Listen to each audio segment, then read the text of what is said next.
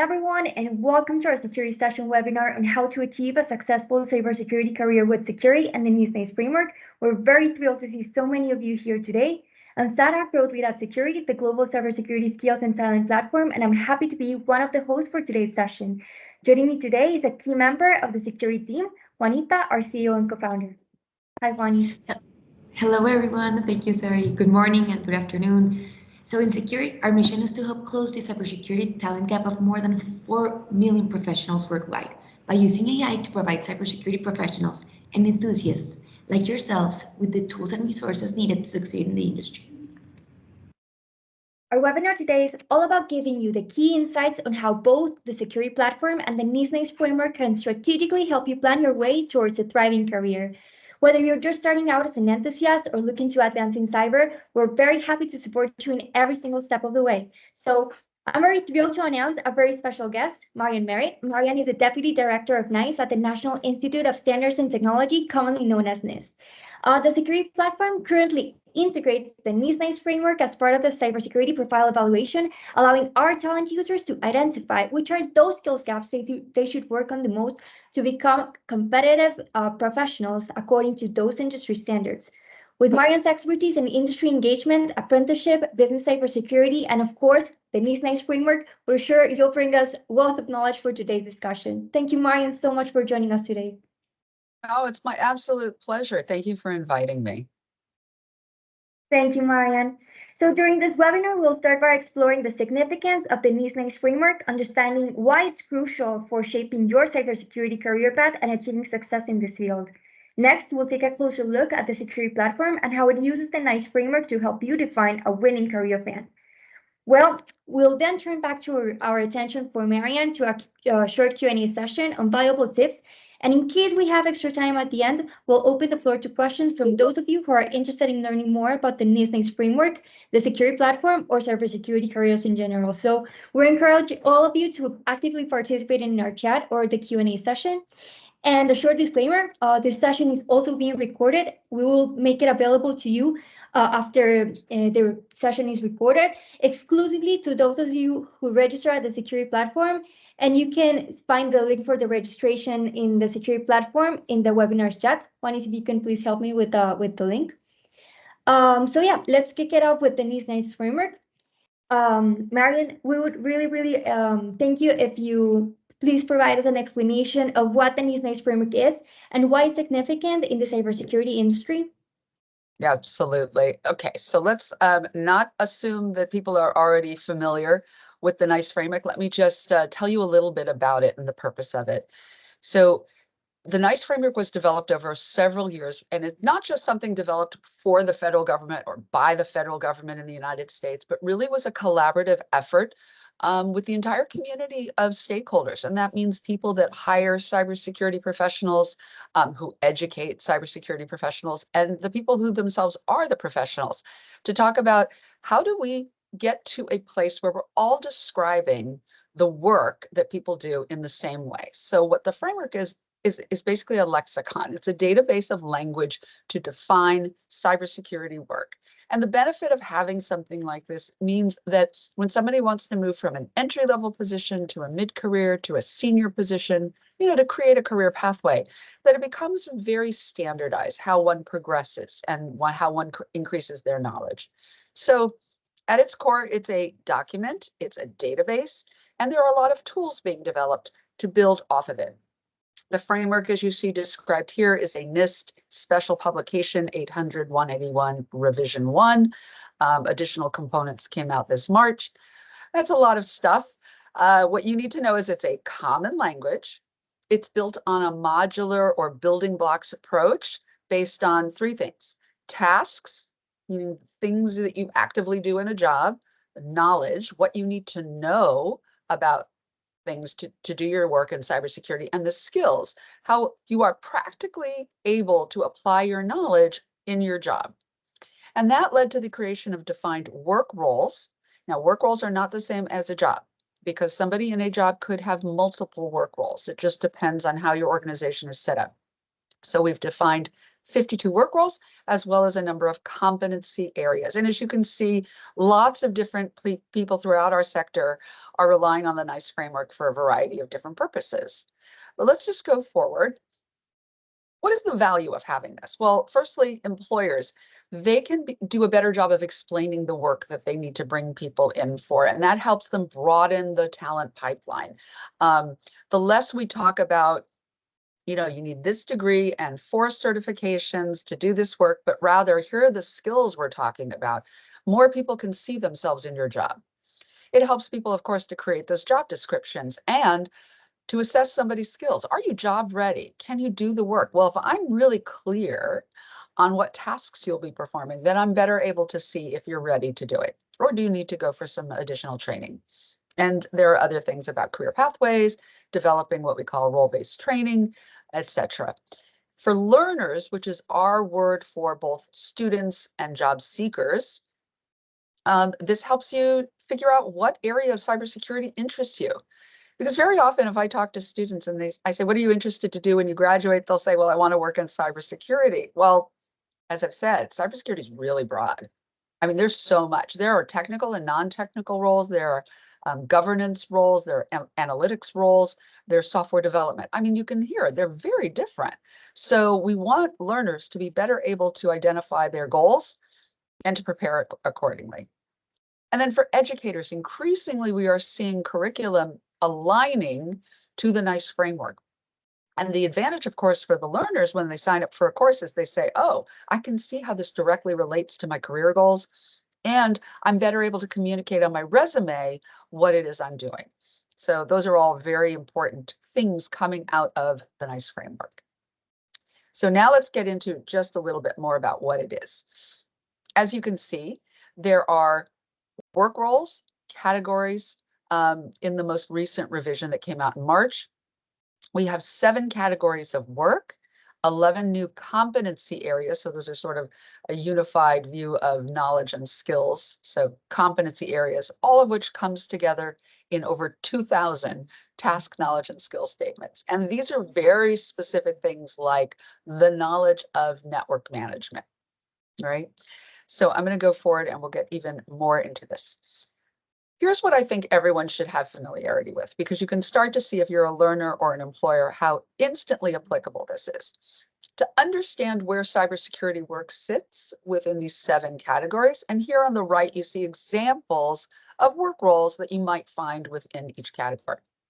So oversight and governance, just those 2 words alone may not say much to you, but typically what we see is these are the people in an organization who are providing leadership and management, strategic direction, development. So they're literally overseeing and governing what's happening. And so typical jobs would be in policy and planning, security control assessment. All right, the next one, the red one, design and development.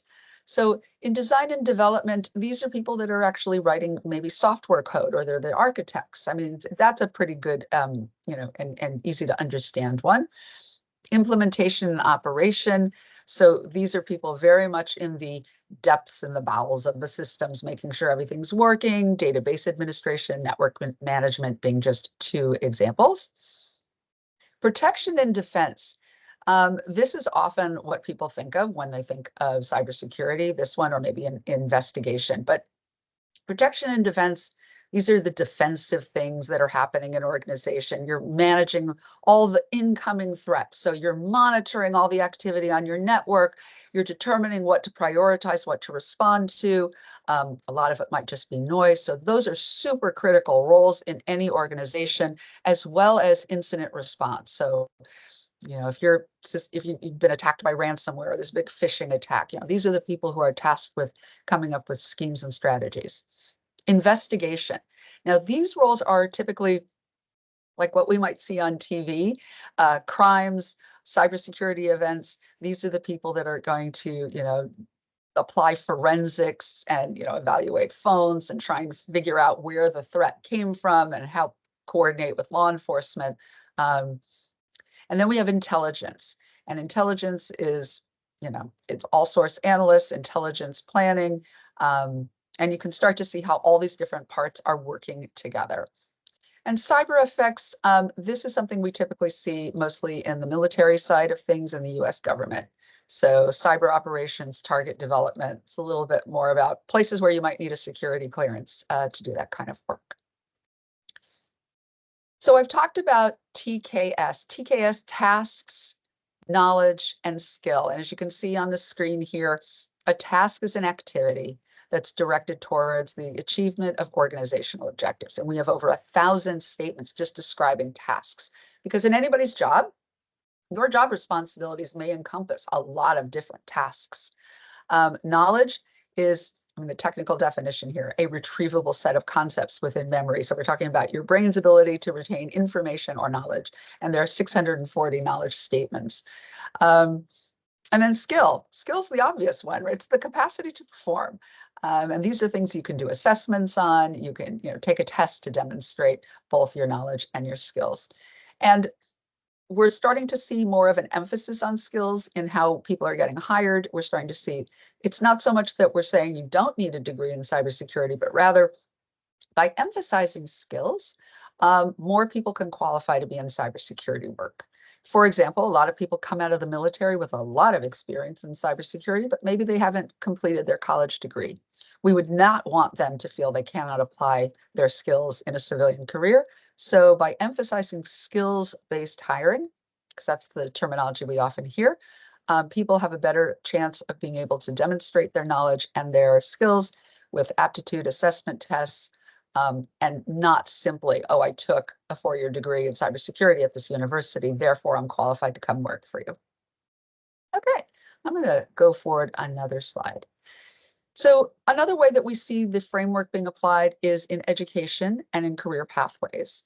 So education pathways simply is a reflection of the reality that with cybersecurity being a relatively new area of work, a lot of people who are at very mid and senior level roles have arrived at those jobs in a variety of ways. There has not been one single path that says this is the right way to get educated in cybersecurity.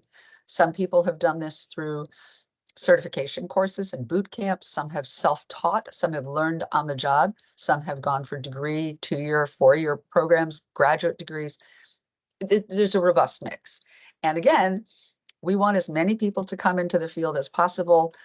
So we want to respect all these different education pathways. And by using the NICE framework as a grounding place to describe what you've learned to do, more routes become equal.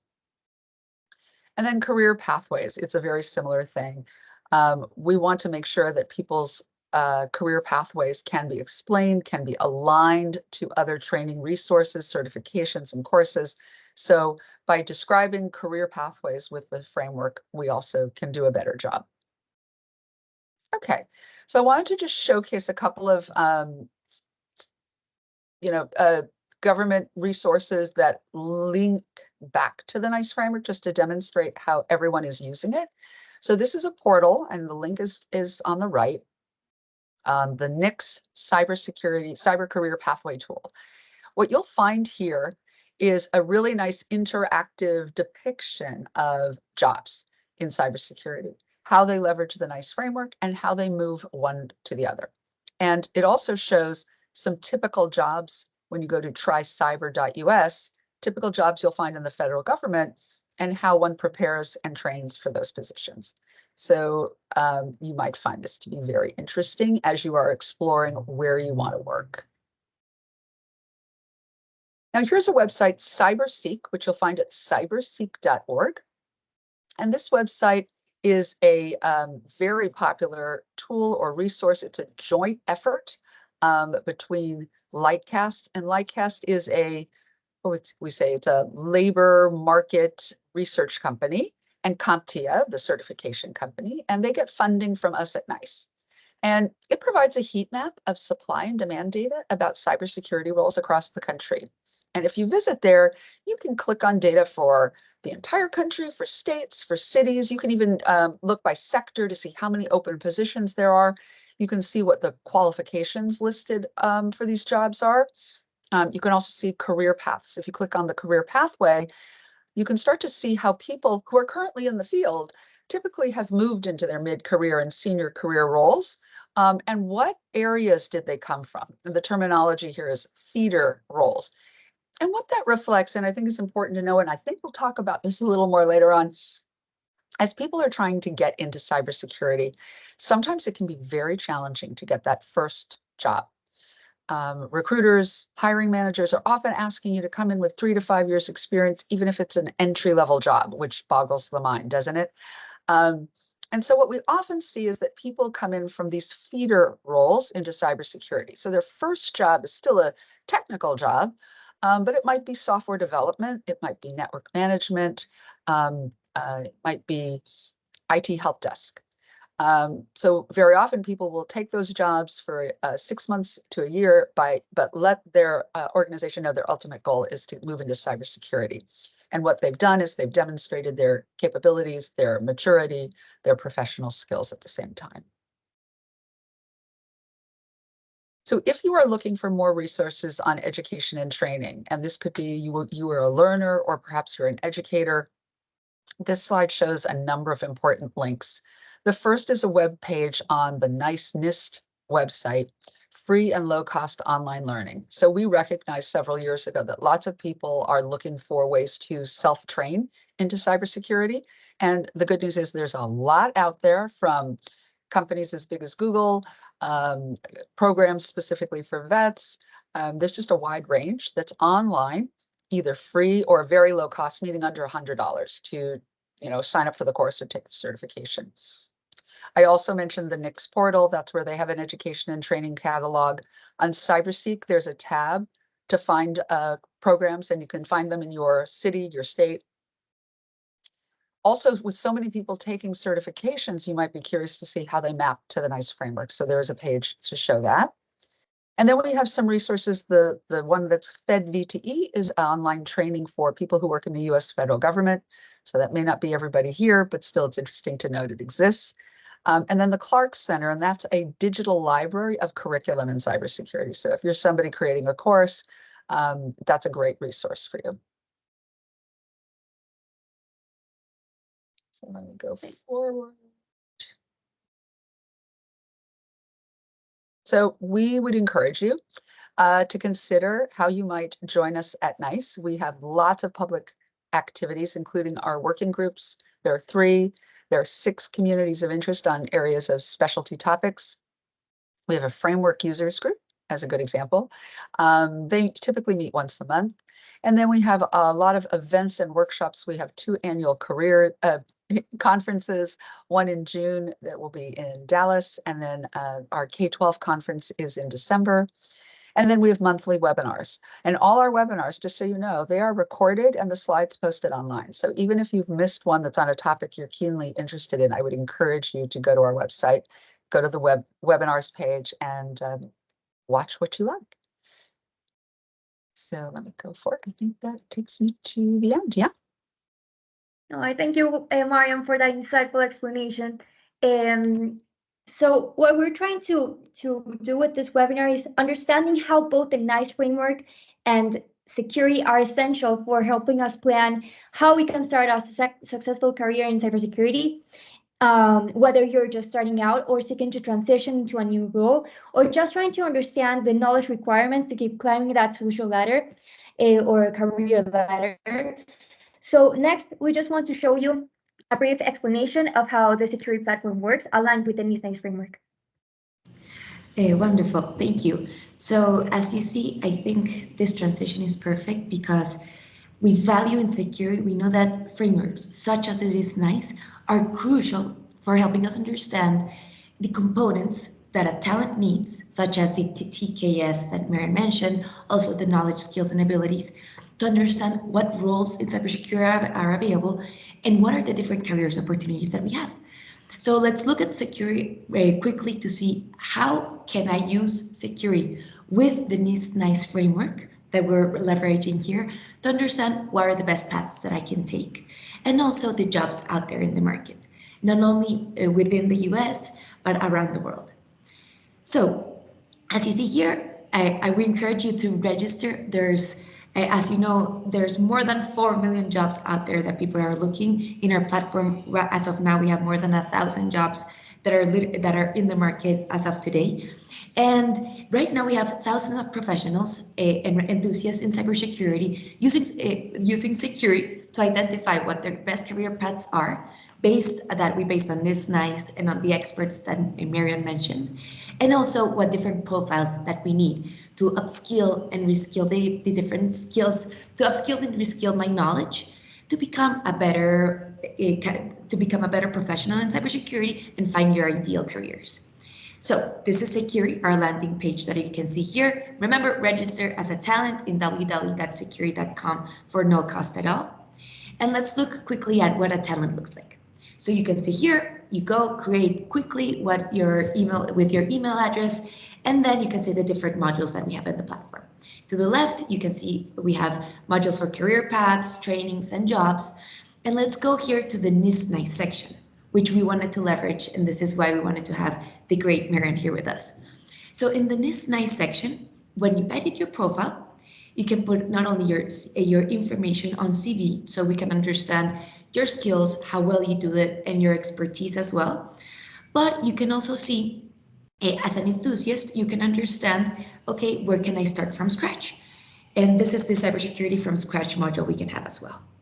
But once you've had experience, even a small set of experience in the field, you can also head to NIST NICE and include what areas, specialties, and tasks you've worked in cybersecurity, so you can best be recommended on what cybersecurity roles I can work with in security. So in the market. So as you can see here, these are the top cybersecurity roles focused on by NIST NICE that best match to your profile. Then there's a marketplace of training and certifications that best map to those roles in cybersecurity. So you can see the career paths and the associated trainings in the career path section.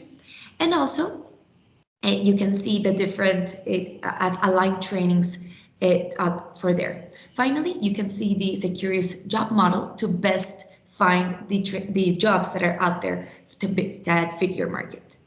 So this is Seccuri, but let's go now to gather Marian's information and knowledge for ourselves as well. Thank you, Juanita. We can stress enough how Seccuri using the NICE framework has enabled thousands of cybersecurity professionals achieve their successful career in the worldwide panorama. Just a few months ago, Seccuri was able to recommend more than 200 registered talent users to one of the biggest financial institutions in LATAM, thanks to our AI smart matching with the NIST NICE roles. We are happy to welcome all of you to register at Seccuri as a talent user to start using our platform, leveraging the NIST NICE framework. And now we have a few questions for you, Marian, we believe could be highly valuable for our attendees today on how to have a successful career in the field. So our first question to you is, what are the most in-demand cybersecurity roles identified by the NIST framework, and what skills are typically associated with these roles? So one of the things that I find really useful about going to CyberSeek is you can see which jobs are most in demand in your area or in your sector. So I'd encourage people to take a look there. But I also find there's some research, a global study, since I know that your audience includes people throughout Latin America. I would encourage you to look at the ISC2 research because they take a global view. And they're seeing a lot of skills in demand coming for things like cloud computing security, artificial intelligence and machine learning. Of course, this is what we're hearing a lot about. And you're going to see that as an intersection with cybersecurity, but zero trust too, zero trust implementation. So those are some hot areas that are like just on the cusp of coming, in addition to what you'll find in CyberSeek. Perfect, Marian. Now, considering the challenges that entry-level professionals often face when starting their careers in cybersecurity, how can the NIST NICE framework help address these challenges? So what I would encourage people to do is take a look at their resume, which often is the first thing that any employer is going to see, or it's going to go through some kind of artificial intelligence driven application system. Make sure you're using task statements, excuse me, make sure you're using task statements that align to the NICE framework, or knowledge statements, because this is going to ensure that people are going to look at your resume and say, oh, this person is qualified. Additionally, what is really challenging, and I alluded to this earlier, is just getting that first bit of experience. It's hard. It's really hard, right? How are you going to get that first job until you've got the experience on your resume? I mean, it's really kind of unfair. So yes, there are internship opportunities, co-ops, apprenticeships. Try to get one of those, but also if there is a professional organization in your community, maybe like an ISACA, ISC Squared, Women in Cybersecurity, Women's Cyber Jitsu, there's a lot of them. See if they have consulting groups. So sometimes people do volunteer work for, nonprofits, for religious organizations to come in and do an assessment, the cybersecurity assessment based on the NIST Cybersecurity Framework. That can be a great way to get some really practical experience on your resume, as well as develop or professionalize your, they used to call them soft skills. Now they say power skills or professional skills, but we're talking about your communication skills. Your ability to write a report, to give a presentation, to shake someone's hand and look them directly in the eye. That is one of the top things employers are looking for. So it's also really important to demonstrate those professional or communication skills at the same time you're demonstrating your professional experience. So another area that often gets mentioned, and this is something I get a little bit uncomfortable with, is people will say, well, build home labs, practice your cybersecurity skills by doing this in your overtime. That's great. However, not everyone can afford or has the knowledge to set up a home lab. I think that also puts people who are raising families at a great disadvantage. You may also be working a full-time job while preparing for cybersecurity. So yes, you will often see a recommendation that you build a lab at home to practice various cybersecurity things like, pen testing or what have you. But just know that that should not be something that's an absolute requirement. It's nice if you can do it, but don't feel like, oh, I can never get into this field because I simply don't have the time. Where most people do agree is certifications. So there are pretty standard certifications in cybersecurity, and you should definitely take a look at them. I know that some of them are a bit expensive, so you'll want to be aware of costs. But as I mentioned, that free and low cost resource page on the NICE framework has some good guidance about inexpensive, or in some cases, really free entry-level certifications to look at. And I don't want to name drop any of them. I don't want to give anybody free advertising, but take a look at that website and you'll see some options there.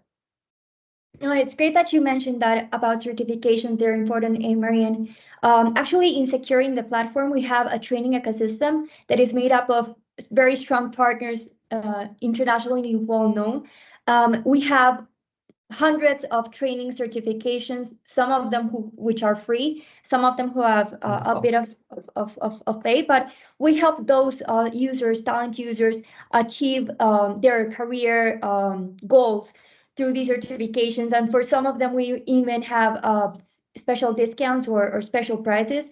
So make sure to register. And for the final question, Marian, how do you think the NICE framework is using the standardized languages we talked about earlier to help cybersecurity entry levels find these job opportunities? Well, the NICE framework, it evolves all the time, right? So we're always looking to make sure that the language matches what the employers are looking for. So, we've talked about professional skills, and there are also skills that don't appear on the NICE framework that I have to bring up that are really indicative of people who will succeed in this field. And those are things like curiosity and interest in lifelong learning, as well as an enjoyment of problem solving. Like if that describes you, you will do very well in cybersecurity. But back to the NICE framework, it really is a laddering of the language. So just as you will see knowledge and skill statements at every type of cybersecurity work, these competency statements start to help us see how somebody goes from entry level to mid-career. So that's one of the ways that the NICE framework is evolving to do a better job of helping both the learners and the employers kind of come together and describing, here's truly what you need to enter this field versus what you need to be a success at mid-career. Thank you, Marian, for sharing those expertise in these important topics. Now, we have a few more minutes in case the attendees who are here today want to share with us some questions regarding the NIST NICE Framework, security platform, or overall careers in cybersecurity. So we encourage all of you, if you have any questions, to write them down in the chat or in the Q&A section. And yeah, so we're open to hear about your questions. I'll jump in here. I've had two questions that have been directly chatted with me. Marian, the people want to know, what do you recommend to improving or to how to handle whenever companies are looking for unicorns?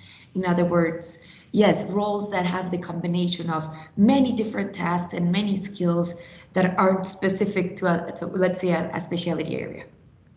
So the first thing to be aware of is who writes job descriptions, who places ads. And I do not choose to blame the human resources professionals and talent acquisition people out there, but very often they are copying and pasting job descriptions from other places. Or the hiring manager says, well, I'd really like to have, and they list a lot of requirements. So a very mature or professional job description or position description is written with, these are requirements and these are nice to haves. So you don't always see that language. Do not be discouraged. If you see a job that describes you almost, but there are a few areas where you don't have that knowledge or that skill, I would still apply. And if you get a call and they want to ask you about, well, we see a gap or you don't have everything, you say, yes, but I can learn it very quickly. One of the things I find when I look into the research is that every new hire takes about 6 months to get fully up to speed. And the company might spend $1,000 or so on average to train them. Well, an employer should want to train you exactly in the things they have. So if they have a software platform that you're not familiar with, I'd apply anyway.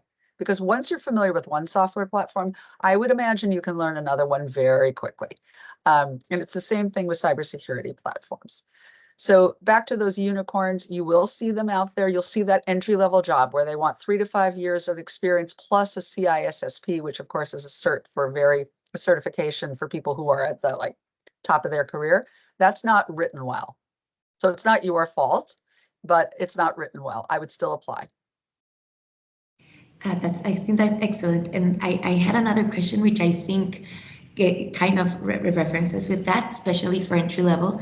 They ask, how can someone that wants to join cybersecurity, let's say entry level professionals, differentiate themselves in this competitive market? That is a great question. So it's back to the home lab. That might be nice if you can do it. Competitions and capture the flags are a great way to say, look, I have practiced my skills in this environment and I did, this way, maybe I didn't come in first the first time I did it, but I did it again. So one of the things employers like to see is that ability to learn and interest in learning. And the fact that you maybe tried something, it didn't go well, you tried again. That is never a bad thing. So look for these professional organizations and clubs. If you're still in school, your school may offer it. But I mentioned a number of groups like ISACA, ISC2, Women in Cybersecurity, etc. See if they're having a competition, a capture the flag, or something that you can participate in like that. It's a great way to demonstrate skills, to demonstrate your ability to think quickly on your feet and present your ideas. And employers do like seeing that. And then, of course, certifications. It's also quite a good way of making yourself stand out. If you are somebody who's truly getting started and you're struggling to get that first bit of experience, I would also, going back to something I said earlier, think about how you can volunteer and apply your skills.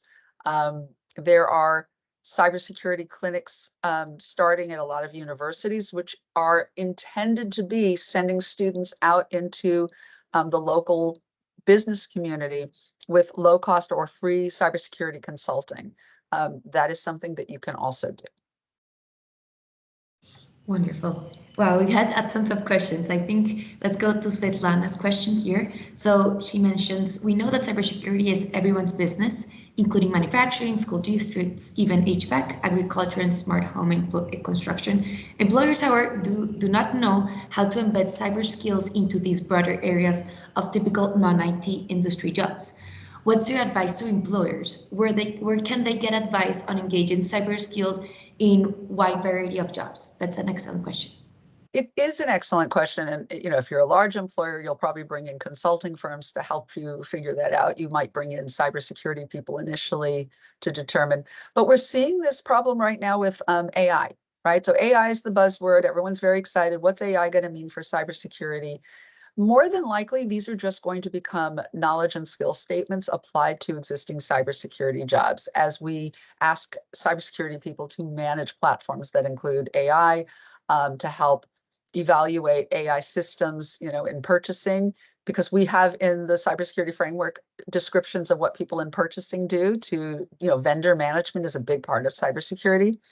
But if we take an example like agriculture, they are already identifying where their intellectual property is, where they're collecting data, how data gets saved and moved between, let's say, a tractor in the field, because nowadays a tractor is a highly networked system with lots of computers on board.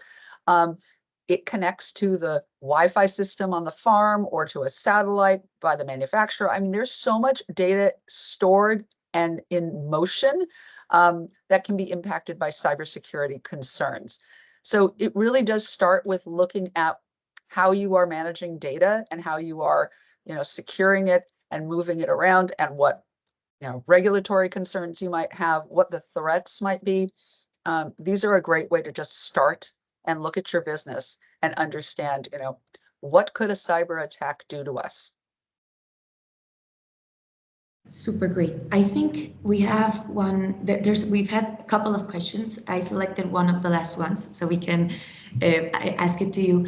So you mentioned, yes, there's tons of different TKSs out there, and especially the skills mentioned are technical skills in the NICE framework. Yeah. What are the power skills that you would recommend for people that are joining cybersecurity? For example, some have what we say fear of entering the cybersecurity departments. What would you recommend in these power skills for cyber? Well, you'll even find that this is something hiring managers really talk about. They not only need the technical skills, but many of them say, I can teach technical skills. What I can't teach is the ability to communicate ideas. Either people know how to do that or they don't. And communication, of course, takes many forms nowadays. It's written. Can you write an assessment of what you're seeing on the network in a way that a senior manager who isn't a technical person can understand? That can be practiced and that can be learned. Can you deliver a report in front of a room of important people? Well, that's also something that gets easier when you practice it. It's not to say that it's easy, but communication skills are those power skills that are so important in cybersecurity. And that's simply because cybersecurity impacts an entire organization. You need everyone in an organization to understand how clicking the wrong link, if somebody sends a spear phishing attack, can take down or shut down your company. And so you need to make sure that marketing, finance, human resources, everyone in the organization, facilities management, has an appreciation for cybersecurity, and is your partner in this effort. And that's why a cybersecurity professional is important throughout the year, but also, October is Cybersecurity Awareness Month, when a lot of companies will put on events to educate the entire workforce, and the cybersecurity team will probably need to participate there as well. Wonderful. I know we had some other questions, Mohit, and I've had 3 others that have chatted to me independently, but we'll do our best to answer them after. If you could, we've documented and send them through. But Marian, thank you for joining us as our guest speaker today. We believe your insights were really valuable, as you see from the questions we've had here in the call. And thank you for everyone that joined here. And super quickly, here's an exclusive offer we're happy to share with you. By registering Seccuri today from this session, we have some special discounts in our trainings available. So please contact us at contact@seccuri.com once you register so we can send you the information, and don't miss out on this opportunity to gain new skills. And again, Miriam, thank you so much for joining us. And we hope to see you in upcoming sessions for Seccuri. Thank you so much, everyone. Have a Thank great day. you. Thank you. Bye. Thank you, Marian. Bye.